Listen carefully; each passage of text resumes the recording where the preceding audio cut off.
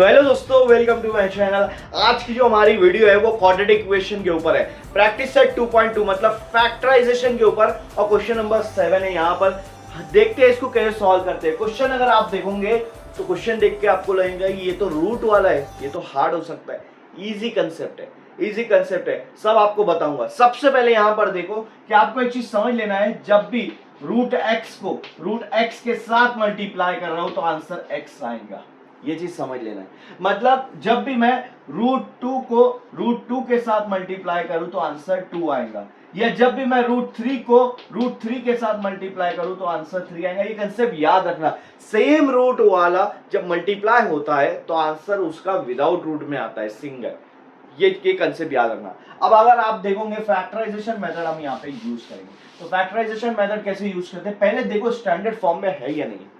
जी हाँ, ये standard form में है। स्टैंडर्ड फॉर्म में है तो आप क्या करो, एक्स स्क्वायर के साथ का जो टर्म है वो ले लो, तो वो रूट 2 है, और कांस्टेंट ले लो। कांस्टेंट आपके पास 5 रूट 2 है। अब यहाँ पे सभी प्लस में है तो माइनस का यहाँ पे कंसेप्ट नहीं आएगा। अब इसको कैसे सॉल्व करेंगे, रूट 2 का मतलब होता है 1 रूट 2, है ना। तो 1 को 5 से मल्टीप्लाई करो, 5 1 सा 5, उसके बाद क्या बच रहा है, रूट 2 मल्टीप्लाई रूट 2। अभी मैंने आपको बताया कि सेम वैल्यू है रूट 2, तो उसका आंसर क्या आएगा, 2 आएगा। ठीक है ना। कैसे आएगा वो भी समझ लो। रूट 2 को रूट 2 के साथ मल्टीप्लाई कर रहा हूं तो यहाँ पे कॉमन रूट आ जाएगा जिसमें 2 और 2 मल्टीप्लाई हो, है ना। अब मुझे बताओ 2 2 क्या होता है 4, तो 4 का रूट क्या आएगा, 2 आएगा। वही आ रहा है ना, तो फिर वही करो। 5 2 क्या हो जाएगा 10, मतलब इन दोनों का मल्टीप्लीकेशन आ रहा है 10। ठीक है, और प्लस में है। दूसरी बात, x के साथ क्या है 7 है, तो आप चीज यहाँ पे 7 रखो। अब समझो, दो ऐसे नंबर चाहिए जिसको मल्टीप्लाई करो तो 10 आए और प्लस करने पे 7 आए। तो ऐसे दो नंबर आपको मिलेगा 5 और 2, क्योंकि 5 2 से 10 और 5 प्लस 2 7। अब यहाँ पे प्लस है, सब जगह प्लस है, तो दोनों के आंसर भी यहाँ पे प्लस में आएगा। अब आपको क्या करना है, ये जो रूट 2 एक्स स्क्वायर है इसको एज इट इज लिखो। ठीक है, ये जो 7x है उसको नहीं लिखना है, उसकी जगह पे स्प्लिट टर्म लिखना है, 5x प्लस 2x वेरिएबल लगा देना है, और लास्ट में आपको कांस्टेंट लिखना है 5 रूट 2 इक्वल टू 0। ये आपका कंसेप्ट आ रहा है, ठीक है ना, ये कंसेप्ट आ रहा है।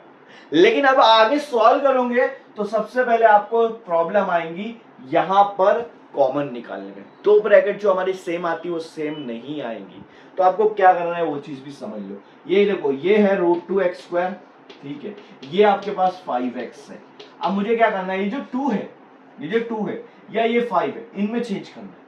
ये जो 2 है, क्या मैं 2 की जगह पे रूट 2 मल्टीप्लाई रूट 2 लिख सकता हूं। अभी बताया था कि रूट 2 मल्टीप्लाई रूट 2 भी 2 होता है, तो 2 की जगह पे रूट 2 मल्टीप्लाई रूट 2 लिख सकते हैं ना। तो इस 2 की जगह पे रूट 2 मल्टीप्लाई रूट 2 लिख देना है, और आगे x, और आगे यहाँ पे ले लेना है 5 रूट 2 इक्वल टू 0।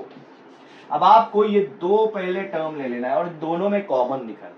अगर आप देखोगे दोनों में x कॉमन है तो x को बाहर निकाल लूंगा, और कुछ कॉमन दिख रहा है नहीं, तो पहले में से एक x चला गया, बचेगा रूट 2, और 2x था तो एक x बचेगा, प्लस यहां से x गया तो क्या बच रहा है, सिर्फ 5 बच रहा है, सिर्फ 5 बच रहा है ना।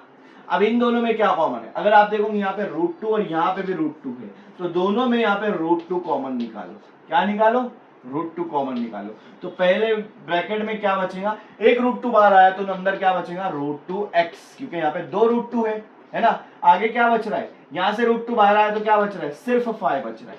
इक्वेट करो 0 के साथ। अब क्या करो, ये वाला ब्रैकेट और ये वाला ब्रैकेट सेम आ रहा है तो इसको कॉमन ले लो, रूट 2x प्लस 5 एक ब्रैकेट में लिखना है, और दूसरे ब्रैकेट में बाहर वाले टर्म x प्लस रूट 2 लिखना है, x plus root 2 equal to 0। अब मैं दोनों को अलग अलग इक्वेट करता हूं, root 2x plus 5 equal to 0 अलग लिखूंगा, और x plus root 2 equal to 0 अलग लिखूंगा। अब बताओ प्लस 5 उधर जाके क्या हो जाएगा, अगर आप देखोगे प्लस 5 उधर जाके हो जाएगा माइनस 5, और ये रूट 2 और x मल्टीप्लाई में है तो रूट 2 उधर जाके हो जाएगा डिवाइड, तो आपको x की वैल्यू मिल जाएगी -5 डिवाइड बाय रूट 2। ये आपको एक x की वैल्यू मिल गई।